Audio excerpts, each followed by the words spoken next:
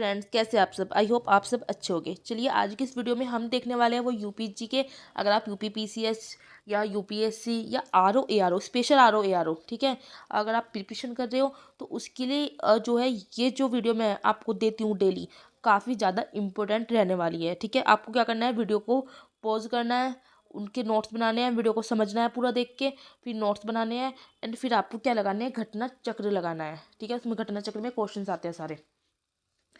तो आज की जो ये वीडियो है इसमें हम देखेंगे उत्तर प्रदेश की मृदा के बारे में, सोइल के बारे में बात करने वाले हैं। काफ़ी इंपॉर्टेंट है और इस बार जो आरओ का एग्जाम हुआ था 2024 वाला, उसमें ये पूछा गया था यहाँ से। ठीक है, लाल मृदा के ऊपर।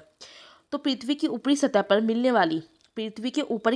मिलने वाले असंगठित पदार्थों की जो परत होती है, पृथ्वी की ऊपर की सतह पर मिलने वाले असंगठित पदार्थों की वह परत जो चट्टानों के विखंडन विखंडन मतलब टूटना, जो चट्टानों के टूटने से और वानस्पतिक अवसादों के योग से बनती है, वानस्पतिक अवसादों के योग से बनती है, वो आपकी क्या कहलाती है, वो आपकी मृदा कहलाती है। पृथ्वी की ऊपरी सतह पर मिलने वाले असंगठित पदार्थ की परत जो चट्टानों के विखंडन और वानस्पतिक अवसादों के योग से बनती है।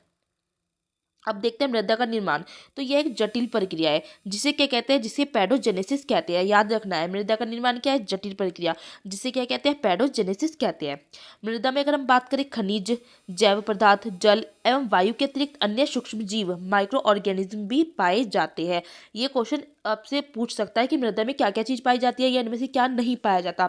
आप सोचोगे जैव पदार्थ ना पाए जाते हो, क्या पता आप सोचोगे नहीं मृदा में सूक्ष्म जीव नहीं होते या वायु नहीं होती। तो मृदा में खनिज भी पाए जाते हैं, जैव पदार्थ भी, जल, वायु, इन सब के अतिरिक्त सूक्ष्म जीव भी पाए जाते हैं।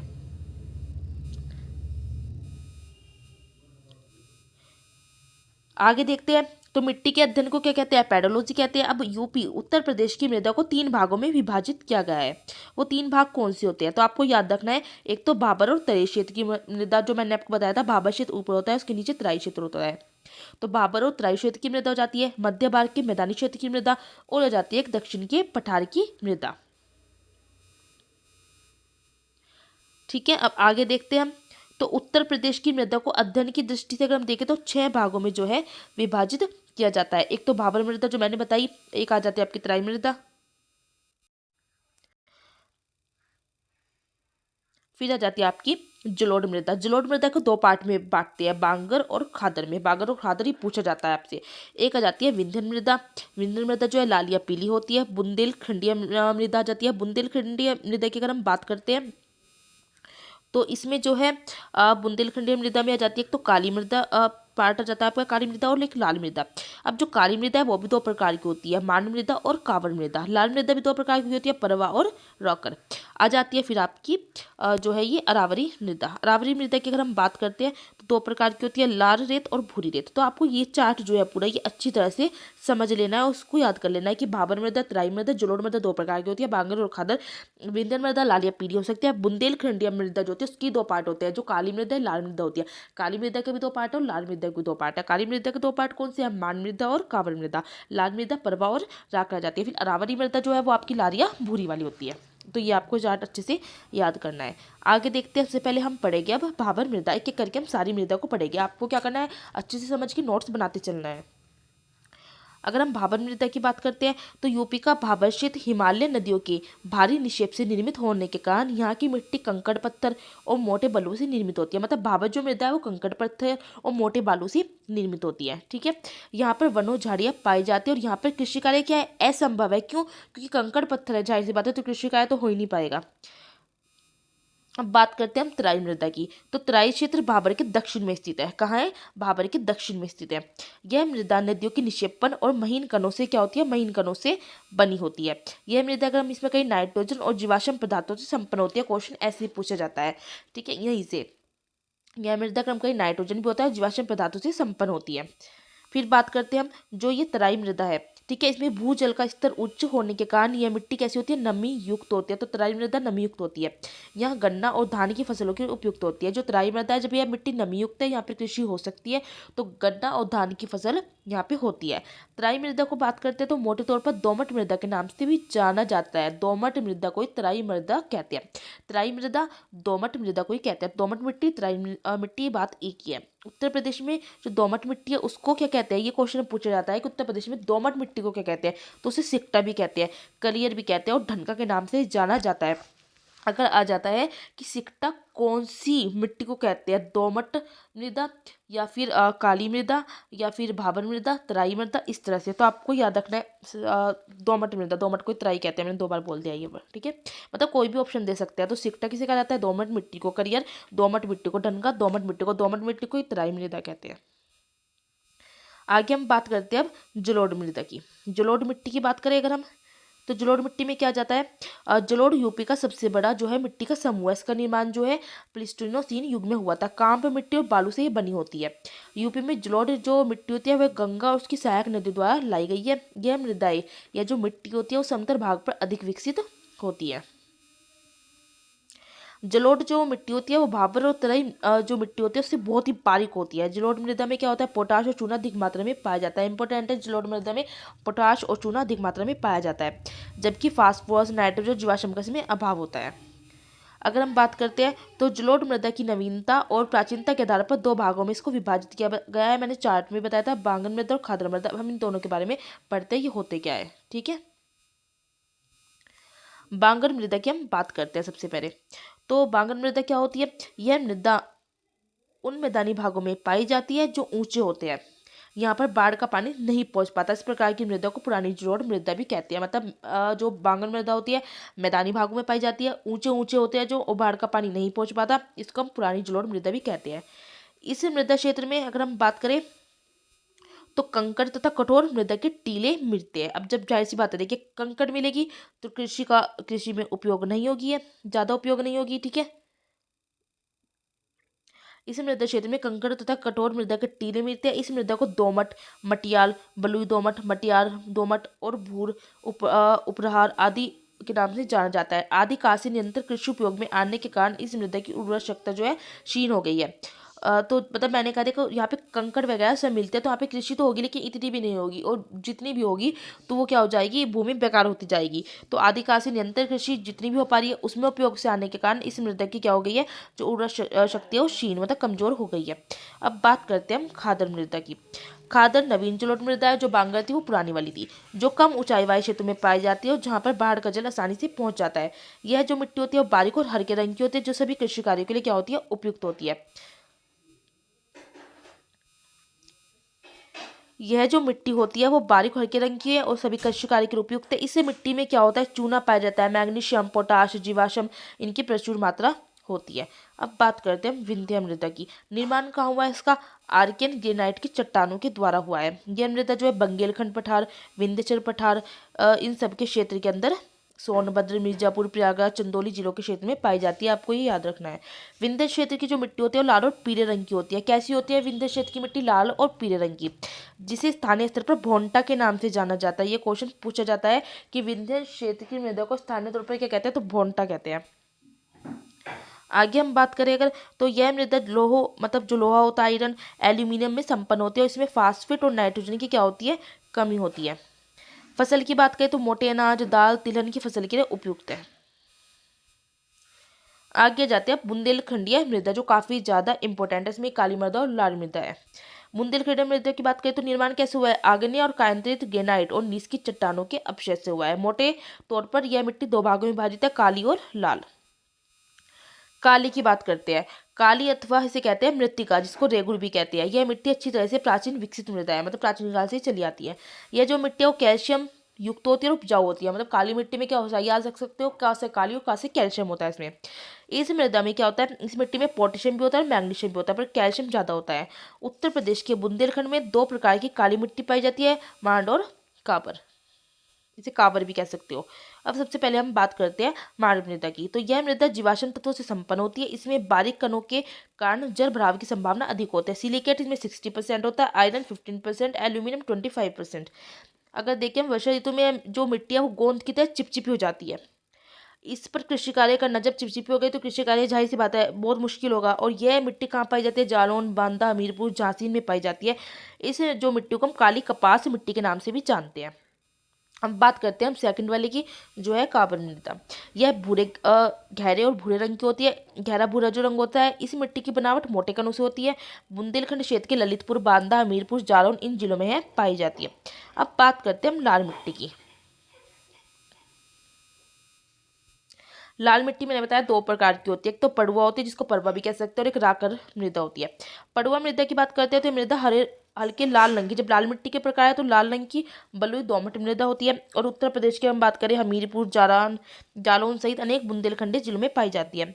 इसमें क्या होती है, पड़ुआ मिट्टी में जो जैव तत्वों की कमी होती है और खाद व पानी की सहायता से कृषि होती है। फसल ज्वार और चना जो रबी की फसल है, ज्वार क्या है खरीफ की फसल है, यहाँ पे पड़ुआ मृदा में ये होती है। राकन मृदा की बात करते हैं तो पर्वतीय पहाड़ी और जो पठारी ढाल है उन पर पाई जाती है, लाल भूरे रंग की होती है। कृषि के लिए उपयुक्त नहीं होती, राकन मृदा कृषि के लिए उपयुक्त नहीं है, याद रखना है। लेकिन अधिक उर्वरक का उपयोग करने पे इस मृदे में हम कहें तो चने और तिलहन की फसल भी की जाती है, अगर ज़्यादा फर्टिलाइजर का यूज़ होता है तो। अरावरी मृदा की बात करते हैं तो यह मिट्टी उत्तर प्रदेश के आगरा जिले के कई हिस्सों में पाई जाती है। कौन सी अरावरी मृदा, लाल रंग की होती है। चंबल और इसकी सहायक नदियों के द्वारा यह अरावरी मृदा बहाकर लाई जाती है। उत्तर प्रदेश की अन्य जो मिट्टी है उनकी अगर हम बात करते हैं तो मांट और बंजर मृदा जो है उत्तर प्रदेश के पूर्वी हिस्से गोरखपुर, बस्ती, महाराजगंज, सिद्धार्थनगर, गोंडा आदि जिले में पाई जाती है। मांट जो मिट्टी होती है वो दोमट, बलुई और वह कैल्शियम युक्त है, और इसमें मिट्टी अधिक जल ग्रहण करने के लिए जानी जाती है। अधिक जल ग्रहण करने के लिए कौन सी मिट्टी जानी जाती है, पूछा जा सकता है। मांट है जिसको कहते हैं बंजर मिट्टी। बंजर मिट्टी में कम मात्रा में कैल्शियम पाया जाता है। देखिए एक चीज़ याद रखनी है आपको, जो जो मिट्टी है वो दोमट, बलुई में कैल्शियम युक्त होती है, लेकिन बंजर मृदा में क्या है कैल्शियम नहीं होगा। जब जाहिर सी बात है जिस चीज़ में कैल्शियम नहीं है तो वो बंजर ही है। बंजर का मतलब है वहाँ पे जो है खनिज तत्व नहीं है। ढूह मृदा की बात करते हैं अगर हम, तो नदी के किनारे जो जल प्लावित क्षेत्र होती है इसकी मृदा को ढूह मृदा कहते हैं। भाट मृदा, यह मृदा जो है उत्तर प्रदेश के कुशीनगर जिले में पाई जाती है। इस मृदा के एल्यूमिनियम की शेप होती है। यह जो मिट्टी है मोटे अनाज की खेती के उपयुक्त होती है। कौन सी, भाट मृदा। भूर या भूड मृदा कहते हैं एक मिट्टी को जो बांगर क्षेत्र की उबड़ खाबड़ जगह होती है, जो 10 से 20 फीट ऊंचे टीले के रूप में होती है। यह ऊपरी गंगा यमुना क्षेत्र में मुख्यतः पाई जाती है। बात करते हैं अब हम माड़िया मान मृदा की, तो ये मृदा कारी मृदा के समान ही चिकनी होते हैं। निर्माण प्री कैम्ब्रियम चट्टानों के वक्षेप से हुआ है, ये याद रखना है।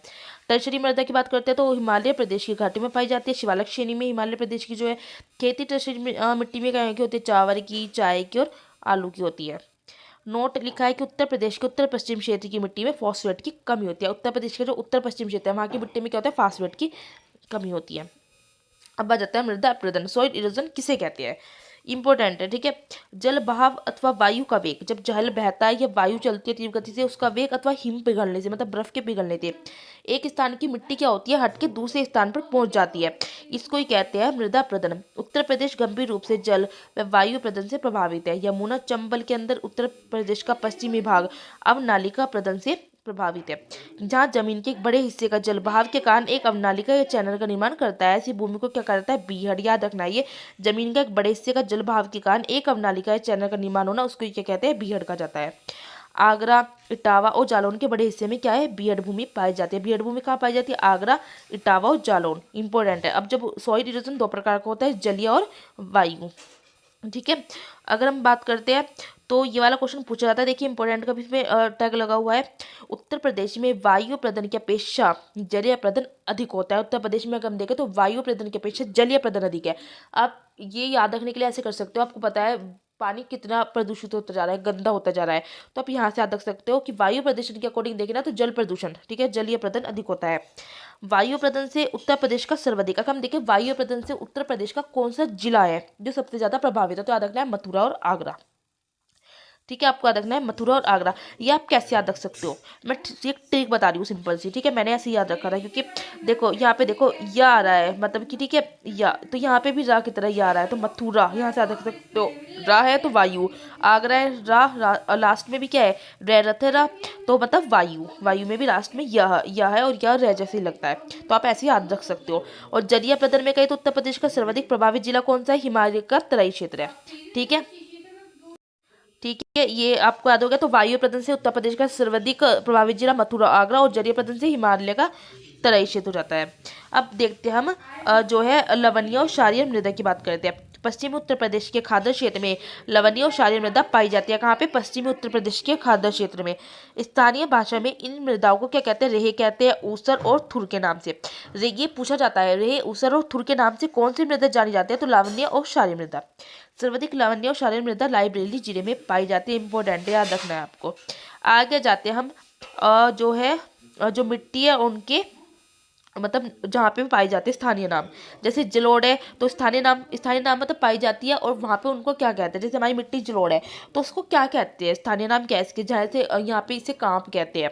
ठीक है, तो स्थानीय जो नाम है इसका जलोढ़ का कांप। खादर की बात करें तो कछारी भी कहते हैं, दोमट भी कहते हैं, मटियार भी, सिल्ट भी कहते हैं। बांगर को कहते हैं उपरहा, दोमट, मटियार, बलुई दोमट। लवणीय और क्षारीय मृदा को मैंने बताया रे, ऊसर, कल्लर, थुर, बंजर, ये सब कहते हैं। बुंदेलखंडिया जो मृदा है उसमें दो प्रकार की है, लाल और काली। लाल को कहते हैं पडुआ या परवा राका, जिसके प्रकार भी है। काली को क्या कहते हैं? कांवर, रेगुर, मारिया, काली कपास।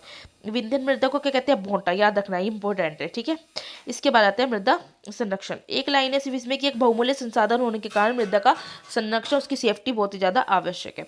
ये थोड़े से क्वेश्चन है स्ट्रेट रेडी जो मैंने आपको करवाया है, देख लेते हैं इनको भी एक बार। जैसे मृदा प्रदन सर्वाधिक किस जिले में होता है? तो सबसे ज्यादा जो होता है वो इटावा में होता है। मृदा प्रदन सर्वाधिक किस जिले में? इटावा में। तराई क्षेत्र की भूमि कैसी होती है? तराई क्षेत्र तो जाहिर सी बात है वहाँ खेती होती है तराई क्षेत्र में, तो समतल होगी, नम और दलदली। उत्तर प्रदेश के सर्वाधिक क्षेत्र पर किस प्रकार की मृदा का विस्तार है? तो जलोढ़ मृदा सबसे ज्यादा उत्तर प्रदेश में पाई जाती है। उत्तर प्रदेश के मृदा क्षेत्र को किन भागों में बांटा गया? 3 भागों में, मैंने स्टार्टिंग में ही बताया था ये आपको। आगे क्या जाता है? तराई क्षेत्र का वह भाग जहाँ कंकड़, पत्थर व मोटे बालू के नीचे मिलते हैं और वहाँ पे खेती करना क्या होता है? बहुत ज्यादा इम्पॉसिबल सा होता है, मतलब करते हैं लेकिन फिर भी ये तो भावर क्षेत्र है। यूपी में काबर और मार किस प्रकार की मृदाओं के स्थानीय नाम है? आप याद रख सकते हो। काबर का से स्टार्ट हो रहा है तो काली मिट्टी का। ठीक है, और मार मतलब काले रोगों को क्या पड़ती है? मार पड़ती है, तो आप यहाँ से याद रख सकते हो काली मृदा के ही नाम है काबर और मार। किन मृदा प्रस्तरों के साथ हल्की दोमट मृदा मिलती है? तो भोंटा मृदा के साथ। ठीक है, मुझे आप कमेंट से बताओ कि भोटा मृदा को क्या कहते हैं और दूसरा नाम क्या है। उत्तर प्रदेश में ऊसर मृदा का जो विस्तार है कितने मिलियन हेक्टेयर में है? तो 0.4 मिलियन हेक्टेयर में। क्वेश्चन ऐसे ही पूछे जाते हैं। ठीक है ना, आगे जाते हैं। लवणीय और क्षारीय मृदा उत्तर प्रदेश के किन जनपद में मुख्य रूप से पाई जाती है? लवणीय और क्षारीय मृदा जो है मिर्जापुर और सोनभद्र में। क्वेश्चन ऐसे पूछे जाते हैं। माड़ मृदा में उत्तर प्रदेश के कौन से जिलों में पाई जाती है? माड़ मृदा जो है पश्चिम सीमा जिलों में पाई जाती है। अगर हम देखें प्रदेश में वायु और प्रदूषण से सर्वाधिक प्रभावित क्षेत्र कौन सा है? तो पश्चिमी क्षेत्र है। लाल मिट्टी उत्तर प्रदेश के किन जनपद में पाई जाती है? मिर्जापुर और सोनभद्र में पाई जाती है। राकड़ मृदा उत्तर प्रदेश की कहाँ पाई जाती है? पर्वतीय और पहाड़ी ढालों पर पाई जाती है। उत्तर प्रदेश के किस क्षेत्र की मृदा गन्ने की खेती के लिए सर्वाधिक उपयुक्त है? भापर और तराई क्षेत्र की मृदा गन्ने की खेती के लिए। जलोढ़ मृदा में किस रसायन की प्रचुरता रहती है? पोटाश और चूने की। और किस मृदा में जन धारण की क्षमता अधिक होती है? तो नवीन जलोढ़ मृदा में होती है। तो ये क्वेश्चन आपके कंप्लीट हो जाती है। अब आपको क्या करना है, स्टार्टिंग से आपको ये जो मैंने आपको वीडियो दिखाई है, आपको इसे पूरी समझ नहीं है मैंने क्या समझाया, उसके बाद आपको वीडियो को पॉज करना है एंड आपको क्या करना है, अपने नोट्स बना लेना है। नोट्स बनाने के बाद आप इसको लर्न करना है। लर्न करने के बाद आपको क्या करना है, आपको जो यूपी जीके का एक घटना चक्र आता है वो लेना है एंड उसमें आपको प्रैक्टिस सेट लगा लेना है, क्योंकि उसमें सारे जो है क्वेश्चंस दिए रखते हैं जो प्रीवियस ईयर में आए हुए होते हैं। तो आपको एक आइडिया हो जाता है कि पीसीएस या आरओ में किस तरह के यहाँ से क्वेश्चंस बनते हैं। ठीक है, लेकिन आपको क्या करना है, वीडियो को पॉज करने के बाद आपको अब ये नोट्स जो है अपने कॉपी में नोट डाउन जरूर करने हैं। ये नहीं कि आपने वीडियो देख ली उससे काम नहीं चलेगा। नेक्स्ट वीडियो में मैं आपको यूपी जीके का जो अगला पार्ट है वो पढ़ाऊंगी। ठीक है, आपको जाना है प्लेलिस्ट में एंड आपको सारी वीडियो मिल जाएगी यूपी जीके की, तो आपको वहाँ से अपने नोट्स बनाते चलने हैं। अब मिलते हैं हम नेक्स्ट वीडियो में। आज की वीडियो में इतना काफ़ी है।